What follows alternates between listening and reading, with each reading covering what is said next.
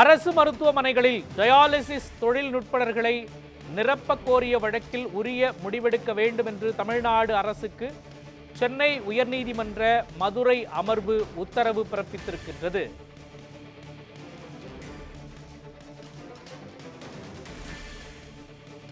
விரிவான விவரங்களை வழங்குவதற்காக நமது செய்தியாளர் நிசாமுதீன் இணைந்திருக்கிறார். நிசாமுதீன், இந்த வழக்கின் பின்னணி மற்றும் தமிழ்நாடு அரசுக்கு உயர்நீதிமன்ற மதுரை கிளை அந்த உத்தரவு பிறப்பித்திருக்கின்றதே, அது குறித்தும் முழுமையான விவரங்களை நீங்க பதிவு பண்ணுங்க. வணக்கம்.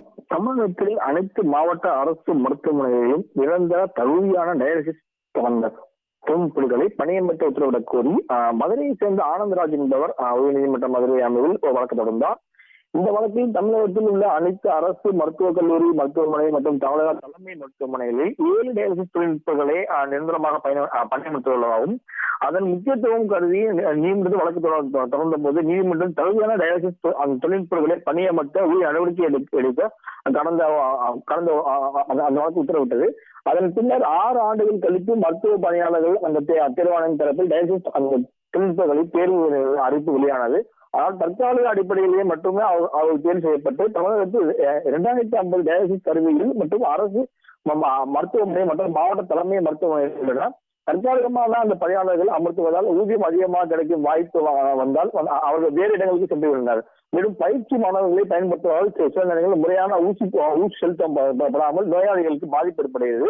எனவே தமிழகத்தில் அனைத்து அரசு மருத்துவமனைகளிலும் நிரந்தர தகுதியான போதுமான அளவுக்கு டயாலிசிஸ் தொழில்நுட்பங்களை பணியமர்த்த வேண்டும் என அந்த மனுவில் கூறியிருந்தார். இந்த வழக்கானது நீதிபதிகள் MS ரமேஷ் மற்றும் மரிய கிளாக் அமர்வு முன்பாக விசாரணை கண்டது.